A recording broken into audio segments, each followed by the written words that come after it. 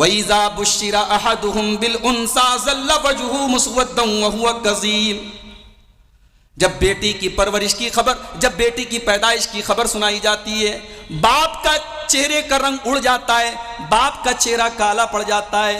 يَتَوَارَى مِنَ الْقَوْمِ مِنْ سُوءِ مَا بُشِّرَ بِهِ أَيُمْسِكُهُ عَلَىٰ هُونٍ أَمْ يَدُسُّهُ فِي التُّرَابِ۔ وہ سوچ میں پڑ جاتا ہے، وہ اپنی قوم سے اپنا چہرہ چھپاتا ہے، وہ سوچ میں پڑ جاتا ہے کہ اپنی بیٹی کی پرورش کرتا ہے تو سماج میں ذلت سہنی پڑے گی، اور دوسرا طریقہ ہے کہ اپنے ہاتھوں سے اپنی بیٹی کو زمین میں جا کر کے گاڑ دے۔ اللہ کے نبی کے پاس جب عورتیں آتی تھیں، سب سے پہلے اللہ کے نبی ان کو شرک سے منع کرتے تھے، ان کو توحید سکھایا کرتے تھے۔ اللہ نے فرمایا سورہ ممتحنہ کے اندر، یا ایھا النبی اذا جاءک المؤمنات یباینک علی الا یشرکن باللہ۔ اے نبی، جب ایمان والی عورتیں آپ کے پاس آ کر کے آپ سے اس بات پر بیعت کریں کہ وہ اللہ کے ساتھ شرک نہیں کریں گی، ولا یسرقن، وہ چوری نہیں کریں گی، ولا یزنین، وہ زنا نہیں کریں گی، ولا یقتلن اولادہن، وہ اپنی اولاد کو قتل نہیں کریں گی، ولا یاتین ببہتان یفترینہ بین ایدیہن وارجلہن، وہ کسی کے اوپر کوئی جھوٹا بہتان نہیں لگائیں گی، ولا یعصینک فی معروف، اور اے نبی وہ آپ کی کوئی نافرمانی نہیں کریں گی، فبایعہن، تو اے نبی آپ ان عورتوں سے بیعت کیجئے، ان عورتوں سے ایگریمنٹ لیجئے، ان سے وعدہ لیجئے۔ اے عورتوں، میں نے تم کو جہنم کے اندر زیادہ دیکھا ہے۔ پوچھا گیا ہے اللہ کے نبی کیوں دیکھا ہے آپ نے؟ فرمایا تکثرن اللعن وتکفرن العشیر، تم اپنے شوہروں کی بہت زیادہ ناشکری کرتی ہو اور بہت زیادہ اپنی زبان سے تم لعن طعن کرتی ہو، زبان پر کنٹرول نہیں ہے اور شکر کا جذبہ نہیں ہے۔ السلام علیکم ورحمۃ اللہ وبرکاتہ۔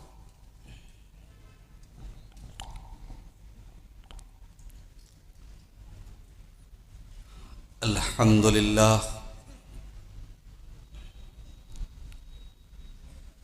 نحمده ونستعینه ونستغفره ونعوذ باللہ من شرور انفسنا ومن سیئات اعمالنا من يهده الله فلا مضل له ومن يضلل فلا هادي له واشهد ان لا اله الا الله وحده لا شريك له واشهد ان محمدا عبده ورسوله يا ايها الذين امنوا اتقوا الله حق تقاته ولا تموتن الا وانتم مسلمون يا ايها الناس اتقوا ربكم الذي خلقكم من نفس واحدة وخلق منها زوجها وبث منهما رجالا كثيرا ونساء واتقوا الله الذي تساءلون به والأرحام إن الله كان عليكم رقيبا يا أيها الذين آمنوا اتقوا الله وقولوا قولا سديدا يصلح لكم أعمالكم ويغفر لكم ذنوبكم ومن يطع الله ورسوله فقد فاز فوزا عظيما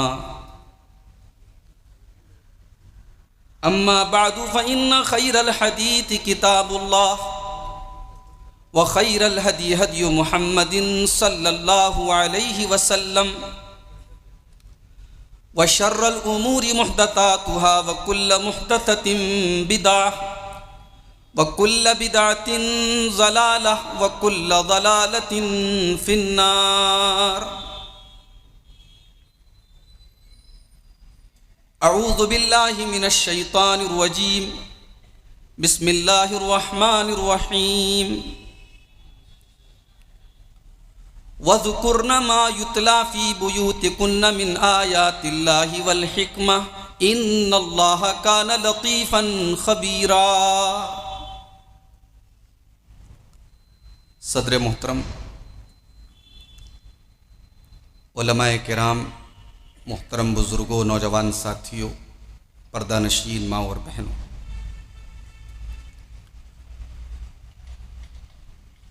للہ پورہ کی اس عیدگاہ میں اتحاد ابناء سلفیہ کا یہ سالانہ پروگرام 2 سال کی گیپنگ کے بعد بڑی کامیابی کے ساتھ آج منعقد ہوا اور اب اپنے آخری پڑاؤ پر ہے۔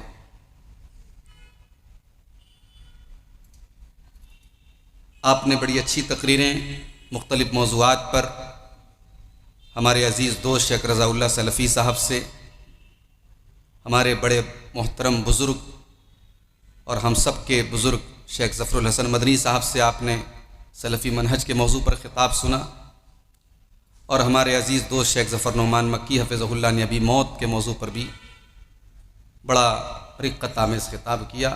صدر محترم نے مختصر خطاب میں، صدارتی خطاب میں قیمتی باتیں بتائیں۔ اللہ تعالیٰ ان تمام تقریروں پر کہنے والوں کو بھی اور سننے والوں کو بھی سب کو عمل کی توفیق عطا فرمائے۔ میرے بھائیوں، علامہ اقبال کا ایک شعر ہے، وجود زن سے ہے تصویر کائنات میں رنگ، وجود زن سے ہے تصویر کائنات میں رنگ، اسی کے ساز سے ہے زندگی کا سوز دروں۔ اس دنیا میں اگر عورت نہ ہوتی تو دنیا کیسی ہوتی؟ علامہ اقبال کہتے ہیں کہ دنیا بے نور ہوتی، دنیا میں رنگ نہ ہوتا، دنیا میں رونق نہ ہوتی، دنیا کی تصویر بلیک اینڈ وائٹ ہوتی، اس میں کلر ہے عورت۔ عورت نہ ہوتی تو ماں نہ ہوتی۔ دنیا کا سب سے خوبصورت جذبہ ہوتا ہے ماں کی محبت کا جذبہ، ممتا کا جذبہ۔ عورت نہ ہوتی تو بیٹی نہ ہوتی، جس کی پرورش پر ماں باپ کو جنت کی بشارت سنائی۔ اللہ کے پیارے حبیب صلی اللہ علیہ وسلم فرماتے ہیں، من ابتلی من هذه البنات بشیء کن له سترا من النار، جس کو اللہ تبارک و تعالی بیٹی دے کر کے آزماتا ہے، بیٹی دے کر کے اس کا امتحان لیتا ہے، اور اس امتحان میں وہ کھرا اتر جاتا ہے، وہ بیٹی کی صحیح پرورش کرتا ہے، وہ بیٹیاں اپنے ماں باپ کو جہنم کی آگ سے بچاتی ہیں۔ صحیح مسلم کی ایک حدیث میں اللہ کے نبی فرماتے ہیں، من آل جاریتین حتی تبلغا جاء یوم القیامت انا وہوا کہاتین۔ آپ اپنی دونوں انگلیوں سے اشارہ کر کے فرماتے ہیں کہ 2 بیٹیوں کی پرورش کرنے والا، 2 لڑکیوں کی پرورش کرنے والا، جو ان لڑکیوں کے جوان ہونے تک ان کے حقوق کو ادا کرتا ہے، وہ قیامت کے دن اس حال میں آئے گا کہ وہ میرے ساتھ اس طریقے سے ہوگا جیسے یہ دونوں انگلیاں ایک دوسرے کے ساتھ ہوتی ہیں۔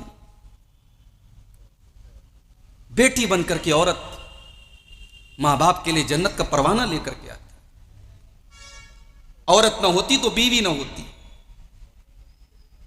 ٹینشن اور غموں اور پریشانیوں کی زندگی میں وہ بیوی ہوتی ہے جو شوہر کو سکون دیتی ہے۔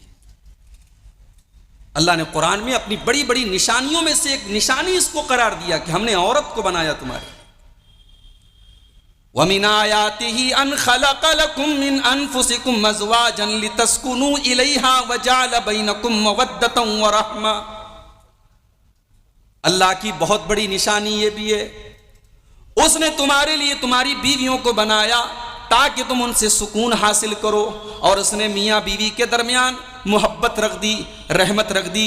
نہ بیوی کو شوہر کے بغیر قرار ہے، نہ شوہر کو بیوی کے بغیر قرار ہے۔ عورت نہ ہوتی تو یہ دنیا کیا ہوتی میرے بھائی؟ اس دنیا کے خالق نے عورت کو بنایا ہے، اس نے عورت کو ہر روپ میں ایک عزت بخشی ہے، ایک مقام بخشا۔ مگر آج ہماری کچھ کرتوتوں کی وجہ سے، ہماری بدعمالیوں کی وجہ سے دنیا میں یہ میسج جا رہا ہے کہ صاحب مسلمانوں کے ہاں تو عورت کی کوئی ویلیو نہیں ہے، ان کے ہاں تو عورت بس بچہ پیدا کرتی ہے، ان کے ہاں تو بڑی لمیٹیشن ہے، بڑی پابندیاں ہیں، عورت کو وہ گھر سے نکلنے نہیں دیتے، عورت کو پڑھنے نہیں دیتے۔ اور یہ پروپیگنڈا اتنا زیادہ کیا گیا کہ ہماری مسلمان عورتیں بھی اس کا شکار ہو گئی۔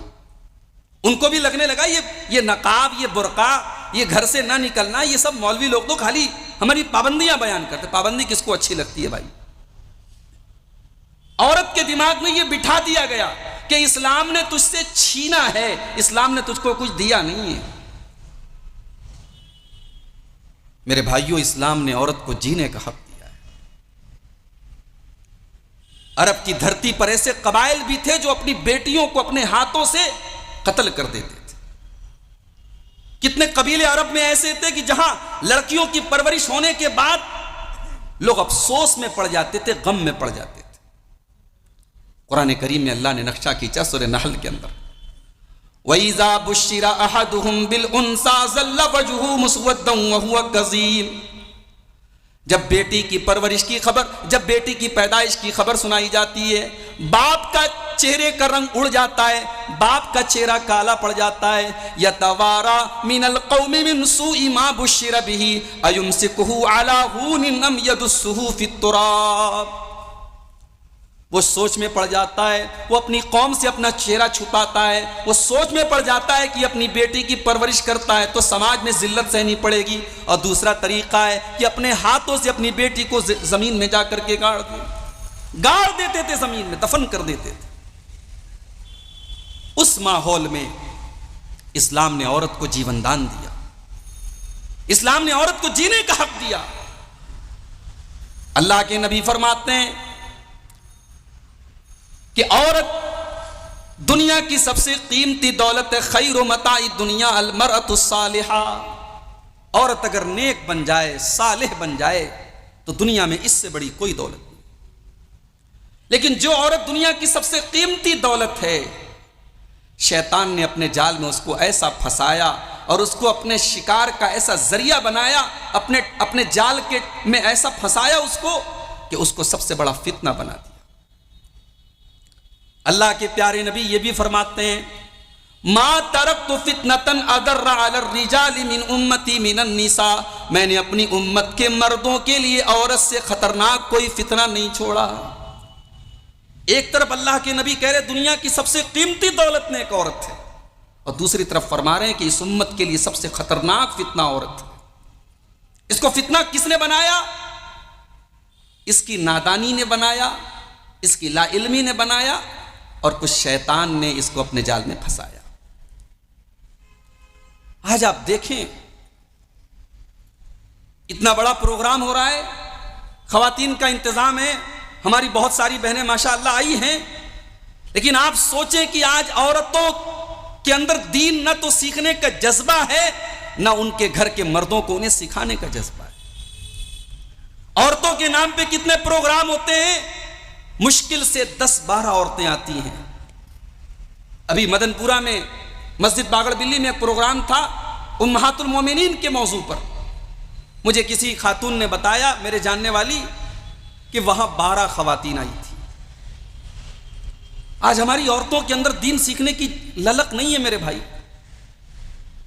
آج ہمارے کتنے ایسے بھائی ہیں جن کی یہاں مسجدوں میں عورتوں کے لیے پابندی ہے کہ صاحب عورتیں مسجد میں نہیں آ سکتی، دنیا جہان کی جگہوں پر جا سکتی ہیں، مسجد میں نہیں آ سکتی، اور فیس بک اور سوشل میڈیا پر گندے گندے کمنٹ کرتے ہیں ان عورتوں کے بارے میں جو مسجدوں میں جاتی ہیں۔ اللہ ایسے لوگوں کو ہدایت دے۔ ایک ایسے دور میں جب ہماری بہنیں مرتد ہو رہی ہیں، ہماری بہنیں دین سے خارج ہو رہی ہیں، بے پردہ ہو رہی ہیں، بے حیا ہو رہی ہیں، بے دین ہو رہی ہیں، ہم نے اپنی عورتوں کو دین سکھانے کا کوئی بندوبست نہیں کیا، ان کو ہم نے دین کی باتیں بتانے کا کوئی انتظام نہیں کیا۔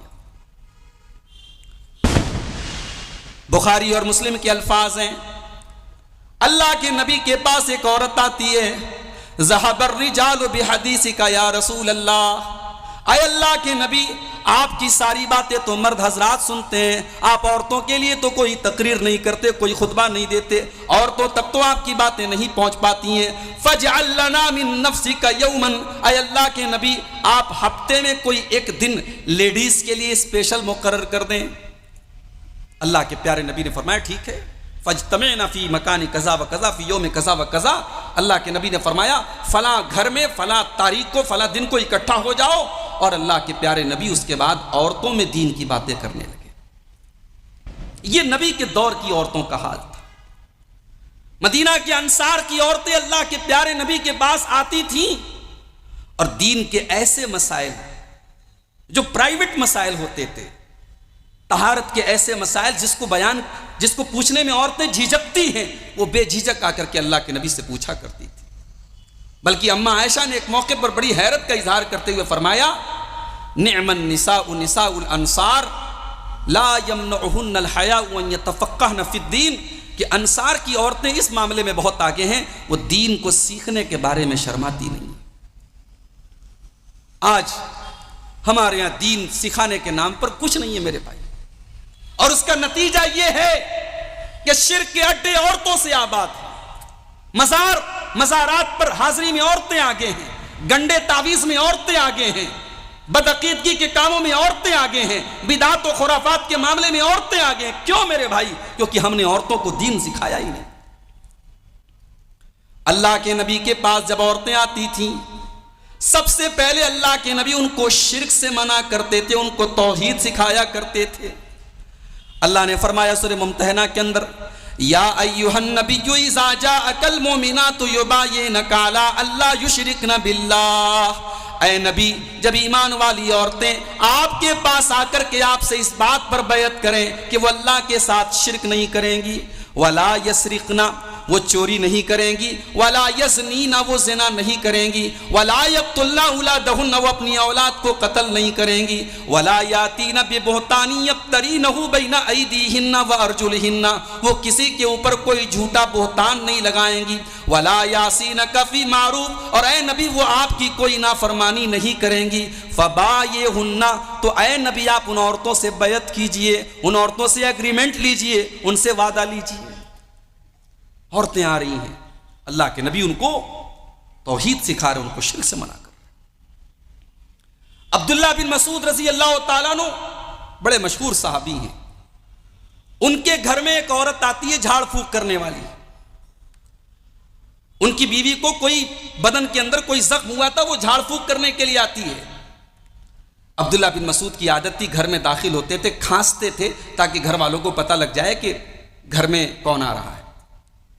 جیسے ہی اس عورت کو پتا چلا، وہ جلدی سے چھپ گئی، اس کو معلوم تھا کہ عبداللہ بن مسعود بہت سخت آدمی ہے۔ عبداللہ بن مسعود گھر میں داخل ہوئے اور اپنی بیوی کے گلے میں تعویذ دیکھا اور بڑے غصے میں فرمایا کہ ایک ایمان والی عورت کے لیے جائز نہیں ہے کہ اس کے گلے میں تعویذ، اور وہ تعویذ اٹھا کے پھینک دیا۔ یہ صحابہ کرام کی غیرت تھی میرے بھائی، ان کی عقیدے کی غیرت تھی، ان کی ایمانی غیرت تھی۔ آج ہمارے معاشرے میں جو بدعقیدگی پھیلی ہے، خاص طور سے خواتین میں، اس کو دور کرنے کے لیے ہم نے کیا انتظام کیا ہے؟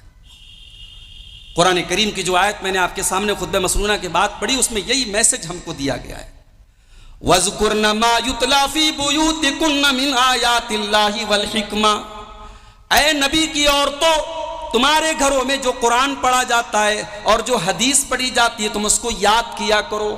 وَاذْكُرْنَ کا دو مطلب ہوتا ہے، اس کو یاد کرو، اور ایک مطلب ہوتا ہے اس پر ڈسکس کرو۔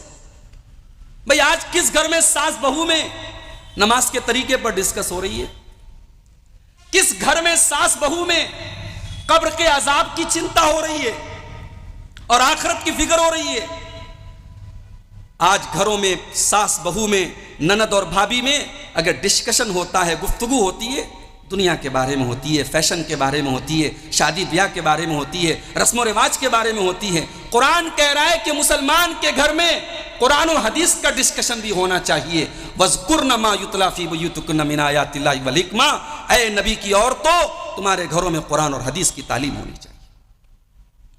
اپنی بیٹیوں کو تعلیم دو میرے بھائی، اپنی بہنوں کو تعلیم دو۔ آپ نے صرف قرآن پڑھا لیا اور دینی تعلیم کے نام پر آپ نے حافظ جی کو بلا کر کے قرآن پڑھا لیا، یہ آپ نے حق ادا نہیں کیا۔ آج ہمارے گھر کی عورتوں کو دین کیا ہے، ایمان کیا ہے نہیں معلوم۔ آج نتیجہ اس کا یہ ہے کہ آج ہمارے گھروں میں بے حیائی پنپ رہی ہے، بے پردگی پنپ رہی ہے، اور جلتی پہ تیل کا کام کیا ہے موبائل نے۔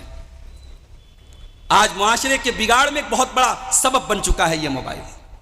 سوشل میڈیا کا دور ہے، فیس بک کا دور ہے، ہر آدمی ہر عورت آج سوشل میڈیا استعمال کر رہا ہے۔ اب ظاہر ہے کون کس کے ان باکس میں جا کر کیا بات کر رہا ہے کون جانتا ہے بھائی۔ یہ جو خلوت حاصل ہوئی مرد اور عورت کو، یہ جو تنہائی حاصل ہوئی، فیس بک نے عطا کی، واٹس ایپ نے عطا کی، انسٹاگرام نے عطا کی، یہ خلوت بڑی خطرناک چیز ہے۔ اللہ کے پیارے نبی فرماتے ہیں لا یخلون رجل بامرأۃ الا وثالثهما الشیطان، جب کوئی مرد کسی عورت کے ساتھ اکیلا ہوتا ہے، تنہائی میں ہوتا ہے، چاہے وہ مرد اپنے دور کا سب سے بڑا علامہ ہو اور وہ عورت اپنے دور کی سب سے بڑی متقی ہو، جب بھی کوئی مرد کسی عورت کے ساتھ تنہائی میں ہوتا ہے، اکیلے میں ہوتا ہے، الا وثالثهما الشیطان، تو وہاں پر تیسرا شیطان ضرور ہوتا ہے۔ ایک لڑکی فیس بک چلا رہی، اس کے فیس بک پر میسنجر پر ایک لڑکا میسج کرتا ہے، کہتا ہے کہ میں تیرا دینی بھائی ہوں۔ یہ کوئی دینی بھائی نہیں ہوتا ہے، غلط بات ہے، یہ بے بنیاد بات ہے۔ اور اگر کوئی دینی بھائی ہے تو آپ کو اس کو اس بات کی پرمیشن نہیں دینی چاہیے کہ وہ آپ کے ان باکس میں آ کر کے آپ سے پرسنل کوئی بات کرے۔ سوشل میڈیا نے آج خلوت عطا کر دی۔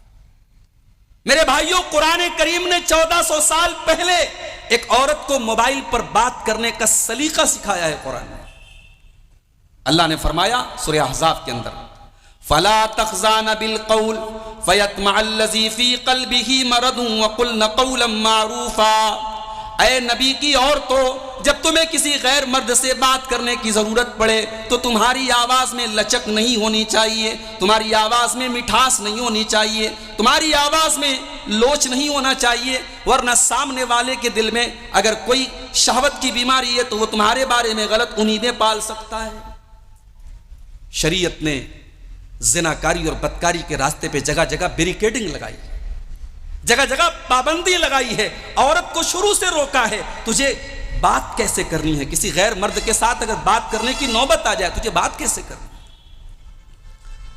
وَقَرْنَ فِي بُيُوتِكُنَّ، اے مسلمان عورتوں تم گھر کے اندر رہا کرو، اور اگر تمہیں گھر کے باہر نکلنا بھی پڑے وَلَا تَبَرَّجْنَ تَبَرُّجَ الْجَاهِلِيَّةِ الْأُولَى، تم بناؤ سنگھار کر کے، سج دھج کر کے اپنے آپ کو نمایاں کر کے نہ نکلا کرو۔ اب کوئی عورت یہ نہ سمجھے کہ پابندی صرف ہمارے اوپر لگی ہے، مرد کے اوپر بھی پابندی لگی ہے۔ مرد سے بھی کہا گیا کہ تجھے اپنی نگاہوں کی حفاظت کرنی ہے۔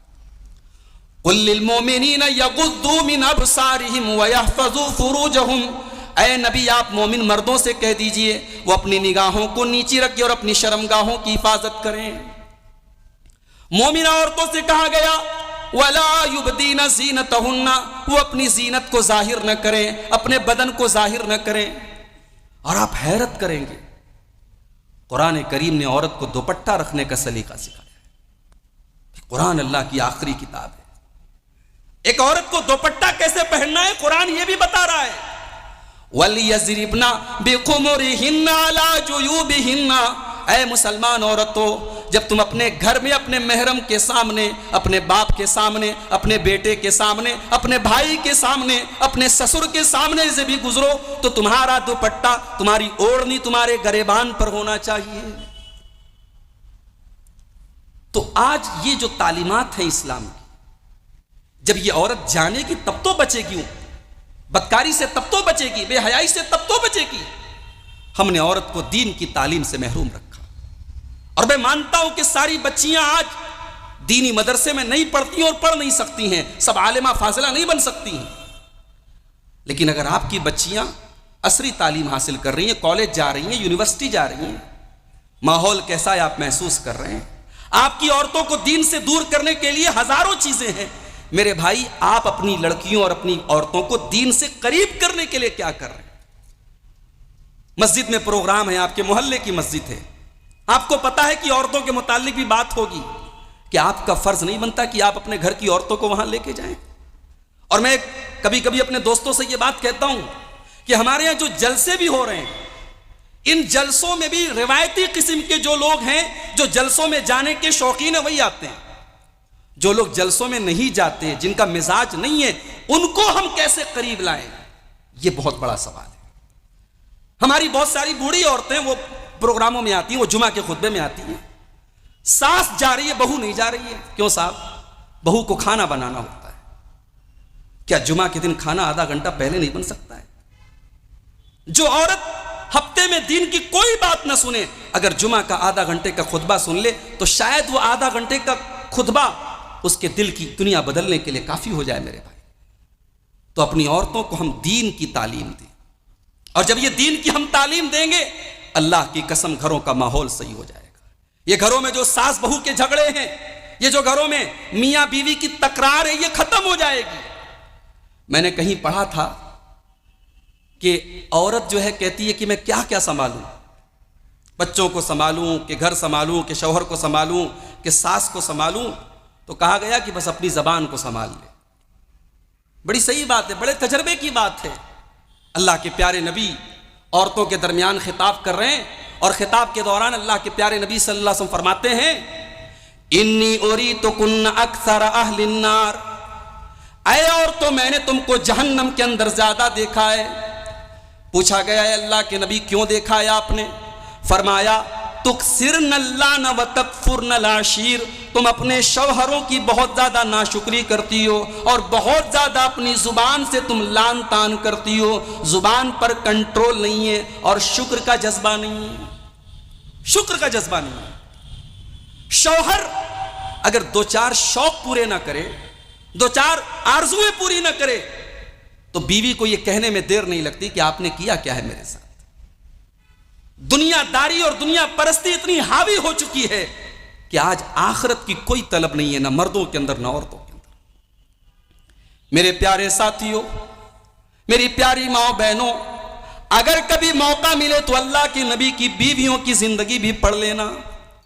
حضرت عائشہ اپنے بھانجے سے کہتی ہیں، عروہ ابن زبیر سے کہتی ہیں یبن اختی، اے میرے بھانجے، ان کننا لننظر الی الہلال، ہم دو مہینے تک ہم جب چاند دیکھتے تھے، ایک مہینہ گزر جاتا تھا، دوسرے مہینے کا چاند دیکھتے تھے، دوسرے مہینے کا چاند گزر جاتا تھا، تیسرے مہینے کا چاند دیکھتے تھے۔ وما اوقد وما كان يوقد في ابيات رسول اللہ صلی اللہ علیہ وسلم النار، دو مہینے گزر جایا کرتے تھے اور اللہ کے نبی کے گھر میں چولہا نہیں جلتا تھا، اللہ کے نبی کے گھر میں آگ نہیں جلتی تھی۔ عروہ بن زبیر کہتے ہیں اے خالہ جان، فما کان یعیشکم، جب آپ کے گھر میں چولہا نہیں جلتا تھا تو آپ کا گزر بسر کیسے ہوتا تھا؟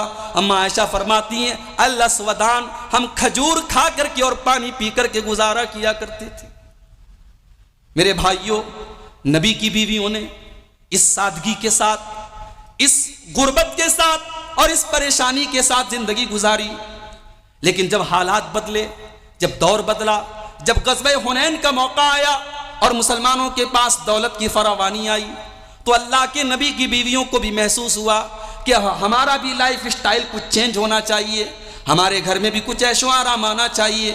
انہوں نے اللہ کے نبی کے سامنے یہ ڈیمانڈ بھی کر دی کہ اے اللہ کے نبی، اب ہمیں جو سال میں خرچ دیا جاتا ہے، اب اس خرچ کے اندر کچھ اضافہ ہونا چاہیے، کچھ بڑھوتری ہونی چاہیے۔ غلط تو نہیں تھا نا مطالبہ؟ بھئی دنیاوی پوائنٹ آف ویو سے غلط تو نہیں تھا، سب کو حق ہے اچھی زندگی جینے کا، اچھے مکان میں رہنے کا، اچھے گھر میں رہنے کا، اچھا کپڑا پہننے کا، مطالبہ غلط تو نہیں تھا۔ مگر اللہ کو اپنے نبی کی بیویوں کا یہ مطالبہ پسند نہیں آیا۔ اللہ نے قرآن کی 2 آیتیں نازل کی، قرآن کے 21ویں پارے کی لاسٹ کی 2 آیتیں، سورہ احزاب کی آیت نمبر 28 اور 29، 28 اور 29۔ یا ایھا النبی قل لازواجک ان کنتن تردن الحیاۃ الدنیا وزینتها فتعالین امتعکن واسرحکن سراحا جمیلا۔ اے نبی، اپنی بیویوں سے کہہ دیجئے اگر تم کو دنیا کی زندگی چاہیے اور دنیا کا عیش و آرام چاہیے، دنیا کی سجدت چاہیے، تو ٹھیک ہے، تم نبی کے گھر سے نکل جاؤ، ہم تمہیں دنیا کی دولت دے دیتے ہیں، لیکن پھر تم نبی کے گھر میں رہنے کا ادھیکار کھو دو گی، پھر تم نبی کے گھر میں نہیں رہ سکتی۔ وَإِن كُنتُنَّ تُرِدْنَ اللَّهَ وَرَسُولَهُ وَالدَّارَ الْآخِرَةَ، اور اے نبی کی عورتوں، اگر تم اللہ سے محبت کرتی ہو اور رسول سے محبت کرتی ہو اور آخرت میں اپنا گھر بنانا چاہتی ہو، فَإِنَّ اللَّهَ أَعَدَّ لِلْمُحْسِنَاتِ مِنْكُنَّ أَجْرًا عَظِيمًا، تو تم نیکی کے کام کرتی رہو اور نبی کے گھر میں جو بھی حالات آئیں ان حالات کو فیس کرتی رہو، اللہ نے تمہارے لیے جنت تیار کر کے رکھی ہے۔ جب یہ 2 آیتیں نازل ہوئیں، اللہ کے پیارے نبی صلی اللہ علیہ وسلم سب سے پہلے اپنی بیوی، سب سے محبوب بیوی حضرت عائشہ کے پاس آئے اور کہا کہ عائشہ، یہ قرآن کی 2 آیتیں ہیں، اللہ تم کو چوائس دے رہا ہے، اللہ تم سے کہہ رہا ہے کہ چاہو تو تم دنیا کا عیش و آرام لے لو لیکن نبی کے گھر سے چلی جاؤ، اور چاہو تو دنیا کے اندر تھوڑی تکلیف اٹھا لو لیکن نبی کے ساتھ رہو۔ اے عائشہ، تم سوچ سمجھ کے جواب دو، اپنے ماں باپ سے مشورہ کر کے جواب دو، مجھے جلدی نہیں ہے، سوچ سمجھ کے جواب دینا۔ اما عائشہ فرماتی ہیں، بخاری کے الفاظ ہیں، اما عائشہ فرماتی ہیں افی ھذا استامر ابویا، اے اللہ کے نبی آپ کیسی بات کر رہے ہیں، کیا اس بارے میں اپنے ماں باپ سے مشورہ کرنے جاؤں گی؟ مجھے کوئی ضرورت نہیں اپنے ماں باپ سے مشورہ لینے کی۔ اخترت اللہ ورسولہ والدار الاخرہ، اے اللہ کے نبی میرا ایک ہی جواب ہے، میں اللہ کو چنتی ہوں، میں رسول کو چنتی ہوں، میں آخرت کو چنتی ہوں۔ نہیں چاہیے مجھے دنیا کا عیش و آرام، نہیں چاہیے مجھے سہولت کی زندگی، میں تکلیف اٹھا لوں گی، میں پریشانی اٹھا لوں گی، لیکن میں آپ کے ساتھ رہنا چاہوں گی۔ اللہ اکبر، یہ نبی کی بیویاں تھیں۔ نبی کے کمرے کیسے تھے میرے بھائی؟ آج اللہ نے ہم کو کتنا نوازا ہے، ذرا کبھی نبی کی سیرت پڑھو، نبی نے کیسی زندگی گزاری ہے۔ اس نبی نے اپنے لیے کچھ نہیں بنایا۔ عبد الملک بن مروان کے دور میں جب مسجد نبوی کی توسیع کا کام ہونے لگا تو ازواج مطہرات کے حجروں کو توڑا جانے لگا۔ چھوٹے چھوٹے حجرے تھے، مٹی کا فرش تھا، کھجور کی لکڑیوں کے پلر تھے، ایک معمولی سے ٹاٹ کا پردہ تھا اور انسانی قد سے تھوڑی سی اوپر اس کی ہائٹ تھی۔ یہ چھوٹے چھوٹے کمرے تھے جس میں اس امت کی مائیں رہا کرتی تھیں، امہات المومنین رہا کرتی تھی۔ جب ان کمروں کو توڑا جا رہا تھا، مدینہ کے اندر بڑے غم کا ماحول تھا، بڑے صدمے کا ماحول تھا۔ امام حسن بصری زندہ تھے، انہوں نے کہا کہ اے کاش ان کمروں کو نہ توڑا جاتا، آنے والی نسلیں دیکھتی کہ محمد عربی نے کیسی زندگی گزاری ہے اور آپ کے اہل بیت نے کیسی زندگی گزاری ہے۔ آج ہماری عورتوں کے اندر صبر نہیں ہے میرے بھائی، ہماری عورتوں کے اندر قناعت نہیں ہے، دنیا داری ہمارے ذہن و دماغ پر چھا چکی ہے۔ ذرا سی کھانے میں کوئی کمی آ جائے، ذرا سی پہننے میں کوئی کمی آ جائے، ذرا سی اوڑھنے میں کوئی کمی آ جائے، زبان سے ناشکری کے الفاظ نکل جاتے ہیں۔ یہ کیوں ہے میرے بھائی؟ کیونکہ دین کا علم نہیں ہے، دین کا شعور نہیں ہے، انہوں نے نبی کی سیرت کو نہیں پڑھا ہے، انہوں نے نبی کی بیویوں کی سیرت کو نہیں پڑھا ہے۔ اپنی بیٹیوں کو دین کی تعلیم دو میرے بھائی، اس معاملے میں سیریس ہو جاؤ۔ آپ کی بچی اگر کانوینٹ میں پڑھتی ہے، میں اعتراض نہیں کرتا، میں منع نہیں کرتا۔ آپ کی بیٹی بی ایچ یو سے گریجویشن کر رہی ہے، بڑے شوق سے آپ کرائیں، مگر آپ اس پر بھی غور کریں کہ آپ کی بیٹی دین بھی سیکھے۔ دین سیکھنا آج بہت آسان ہے، آج بہت سارے آن لائن کورسز ہیں، بہت ساری ایسی کتابیں ہیں جس کے اندر دین کے فنڈامنٹلز سکھائے جاتے ہیں۔ آپ ٹیوشن کرائیں، آپ آن لائن کوئی کورس کروائیں، لیکن آپ اپنی بیٹیوں کو اور اپنی بہنوں کو دین کی تعلیم ضرور دیں۔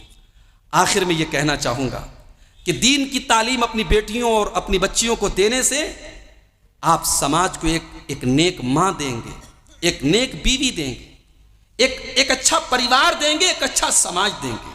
عربی کا ایک شاعر کہتا ہے الام مدرسۃ اذا اعددتها اعددت شعبا طیب الاعراق، کہ ماں اپنے آپ میں ایک مدرسہ ہوتی ہے، ماں اپنے آپ میں ایک اسکول ہوتی ہے۔ اگر آپ نے سماج کو ایک اچھی ماں دے دیا تو آپ نے ایک اچھی نسل دے دی۔ ایک اچھی ماں کیسے پیدا ہوگی میرے بھائی؟ جب آپ کی بیٹیاں دین کا علم حاصل کریں گی، جب ان کے اندر دینی علم ہوگا، قرآن و سنت کا علم ہوگا۔ میں اسی آیت پر آپ کو دوبارہ لے کے جا رہا ہوں۔ پہلی جو آیت میں نے پڑھی تھی سورہ احزاب کی، وَاذْكُرْنَ مَا يُتْلَى فِي بُيُوتِكُنَّ مِنْ آيَاتِ اللَّهِ وَالْحِكْمَةِ، کہ تمہارے گھروں میں قرآن پڑھا جانا چاہیے۔ آج مسلمانوں کے گھروں سے قرآن کی تلاوت کی آواز آنی بند ہو گئی۔ آج گھر کی بڑی بوڑھیاں بھی قرآن نہیں پڑھتی، بچیاں بھی قرآن نہیں پڑھتی۔ گھروں کے اندر قرآن اور حدیث کی پڑھائی ہونی چاہیے۔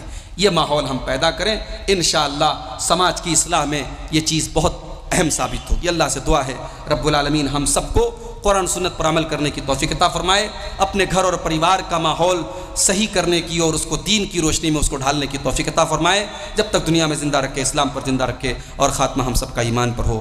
آمین۔ وآخر دعوانا الحمدللہ رب العالمین۔